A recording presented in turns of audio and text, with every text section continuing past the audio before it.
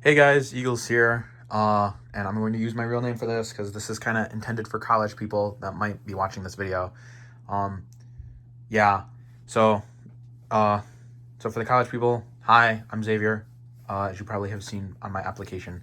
But anyway, we're going to be going over my collection and some stuff that I have to show how much money I have regrettably, well, not regrettably, but, well, sort of regrettably, the how much time I have invested into my historical collection and stuff. So this stuff's all over my room. So my room's kind of messy right now anyway. Well, that's just a 360. And then we have my actual bedroom where I have more stuff. But yeah, we'll go over stuff. So I guess I'll just start with stuff on the floor. So I have two reproduction jackets. That's an older at the front made 41 jacket. And that's a 43 jacket. 41 jacket was used throughout pretty much the whole war. Introduced in 1941, and the 43 jacket was introduced for field testing in 43 and started to see mass issuing in the fall of 44. So earlier jacket, later jacket, both are repros. I have some helmets on the ground right there. That's the reproduction M1 helmet that I painted up to be Medic 1, and then underneath that is an original Vietnam War Navy helmet. I have some stuff here. I got a cot in the corner here. If I go to the closet, I have stuff in here such as this Dixie Cup Navy for my Navy uniform. Have two original ties right there. A 5-button sweater. Have a Navy shirt as well as the, if I flip this up here, I have the jeans are with it, but I have that.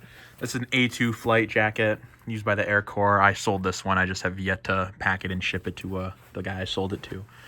We have some more miscellaneous things back here.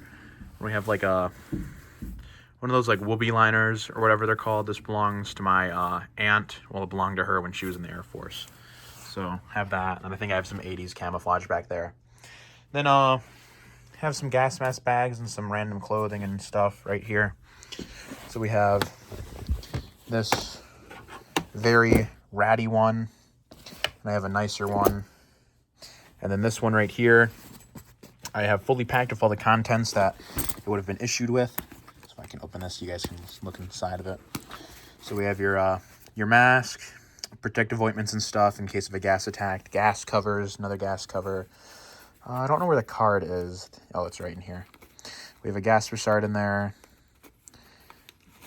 We have a gas card. These ones are harder to find, so I got a reproduction because I found a guy that makes repros. But got a gas card. There's a gas Broussard in there as well. The actual gas mask itself, projective eye shields. The only thing that's really missing from this is like a waterproofing kit, but that's not a super big deal. So gas mask, and we have that's just random clothing. Another 41 jacket. Boxers, army boxers, suspenders. This is a Daisy May cap hat issued with first pattern HBTs, which is like a work uniform. I use this as a sun hat. Like I personally use it because I like the look of it, and it's a comfortable hat. And in here we have more protective covers and such. Miscellaneous helmet netting, bunch of goggles. These original M44 goggles, 43. M1943 goggles, another gas thing, more 43 goggles, more 43 goggles in there, more gas mask stuff. This would go with earlier gas masks, because what I have in there is this is a later war setup, because the tin, I think that came out in late 44, 45, but for the majority of the war, you'd see your M4 ointment and wherever the eyeball thing is. I don't know where that is at. That should be in here somewhere, actually. I should probably look for that now. I'll do that later. Original shoe shining kit. More goggles. Failed attempts at reproducing something. I forget what that is. Then we have extra stuff for my helmet nets.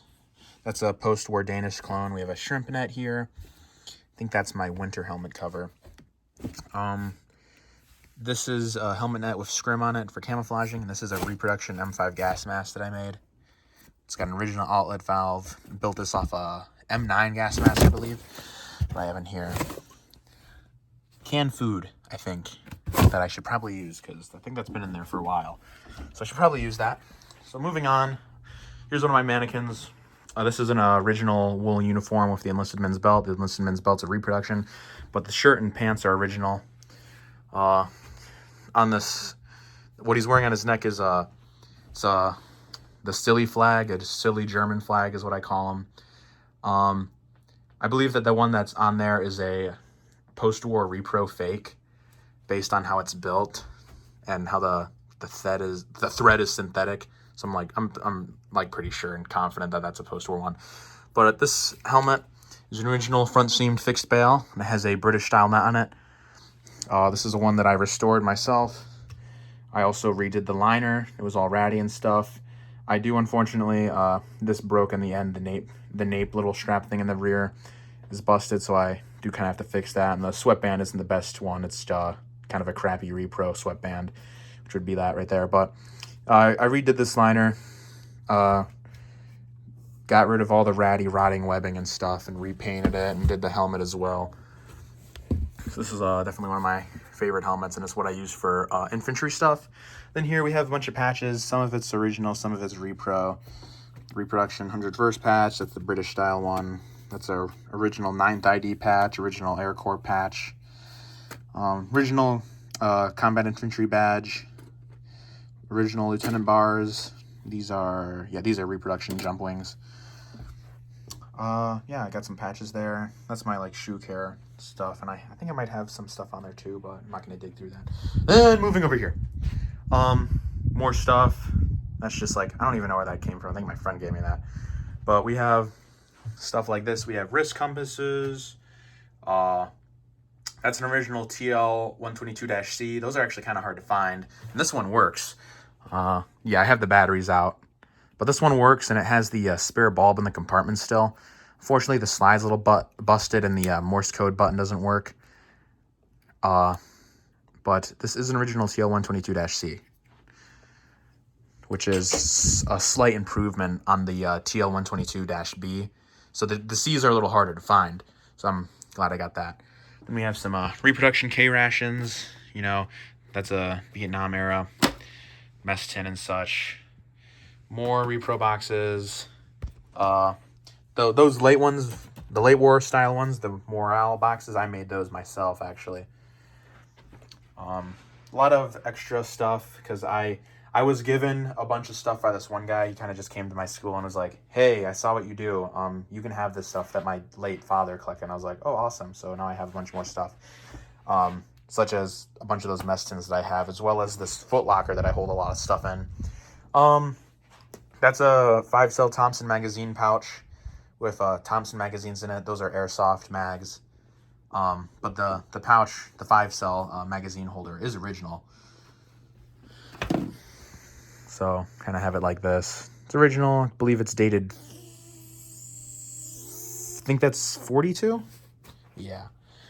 Got some original socks. I should probably keep those together. Here we have a haversack. This is what the infantry used. The mess tin is in here. Well, that's where you would keep your mess tin and your meat pouch, but I have K rations in there right now. Original shovel. And we have a repro bayonet that I did some work on to make it more accurate and defarb it. I'm not going to get into that, but yeah, original haversack. I was given this, and I don't think I was given the shovel. I was given a different shovel. Then in there I have a bunch more miscellaneous field gear. As you can see, gas mask bag. In there, the rubberized one. I think that's a Musette bag right there. I don't want to have to dig through that. Then German belt. It's a reproduction. It's got the funny symbol on it. But I'm using that as a captured item. And it's a nice piece. Then I have an Airsoft Thompson right here with a original U.S. flat buckle web sling that I got for my M1 rifle. But I have it on the Thompson for now so I don't lose it. Then I have an original cartridge belt. And on top of that, attached to it, is a reproduction canteen cover because my originals, when I use them at events, kind of rip on me, which is very unfortunate. But that's an original steel top. And we have an original bandage pouch as well. And I have this all packed with blanks. but it's a 1942 dated cartridge belt. It's an Army one, but the U.S. stamp faded on it, so it kind of looks like a Marine Corps one. Then I have bandoliers. This one's an original one, all packed with blanks.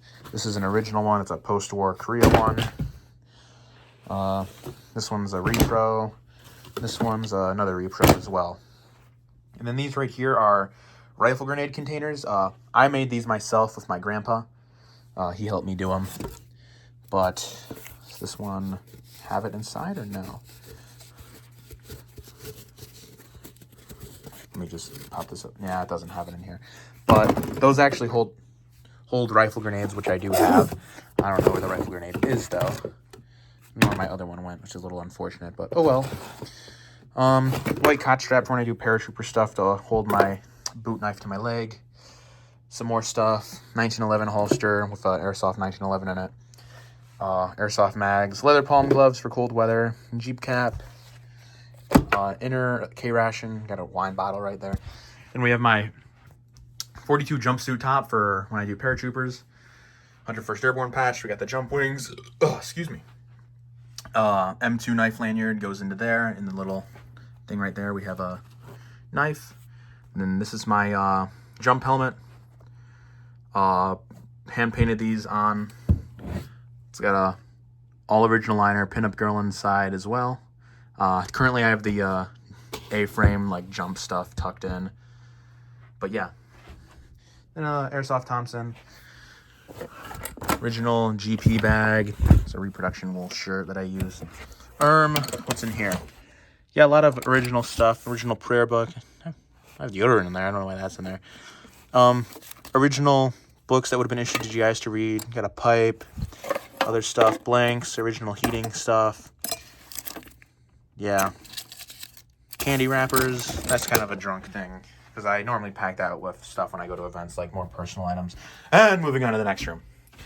So these are all original photos of my great-grandfather that he took in the service. That's him right there. This picture goes absolutely hard. One of my favorite pictures. I don't think that's of him, but I think he obviously took that. Some random GI in like a armored car kissing a French girl in Paris. Really cool, really cool. Yeah, another repro mess tin. These two helmets, a guy sent to me to do work on them. I don't think he wants me to paint them, but he wants me to sew chin straps on, so I have that in there for him that I'm going to get to eventually, but he doesn't need them right now, so he said I can just wait for him. But, grenade, this is a Vietnam/Korean War era grenade. Same with this one and that one, and then these two are World War II pineapples. M7 grenade launcher, and then that's a grenade launcher adapter, so the grenade would go on there, and you can slide it on the end of that, and you can launch grenades. In this drawer is a lot of my personal items and such. So, like an original sewing kit that I use, soap tin, parts bag for my M1 rifle where I hold a lot of cleaning supplies. And I have original magazines and stuff in here, like a phrase book. That's a bunch of personal stuff that I keep in there. And this was gifted to me, which is really nice. This is an original German bayonet. It's a bring back from Normandy. And what's really cool is it matches the bayonet serial number and scabbard number match, which is really nice, actually. So I'm really lucky to have that and really grateful. But original Life magazine, and I have some other stuff. Then I have, I'm not going to get it out because I don't want to mess with it. But these are for my great-grandfather. These are love letters that he wrote to my great-grandmother that they wrote back and forth to. And then in there is I believe it to be one of a kind. It's a locket with like the U.S. Forces symbols on it, which is really, really cool. Then on the ground here I have blankets and such. I have a duffel bag. I have my shelter half and tentage and stuff. We have a Korean War cartridge belt set up right here, as well as my M45 pack for Korean War. It's a completed system. Got the suspenders and such, as well as the lower, which would attach to it right here. And then got a bunch of blanks there. Pegs and stuff for my shelter half. Rigger pouches for paratrooper stuff. There's my 42 jump trousers.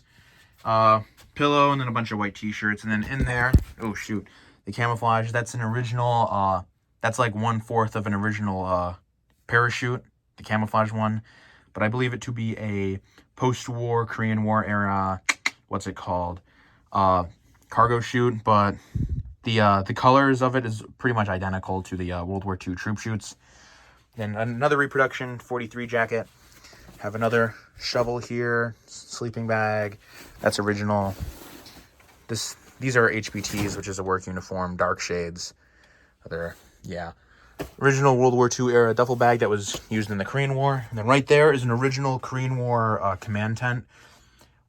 They were also used like late war by the Marines on like Iwo Jima or something like that. This was gifted to me by a lady at the Historical Society near me that I've done stuff with before. They've invited me out to events and they know me. So she had that and she was like, I don't really want this anymore. You can have it. And I was like, oh, this is awesome. Thank you.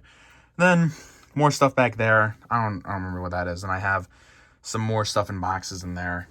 More like actual like collectible stuff that I'm not going to use and should be preserved, which is why I have it tucked away in there. I'm holding on to that for a friend. I bought him well, he sent me the money, then I got it from him. That's a bunch of original British stuff in that box right there.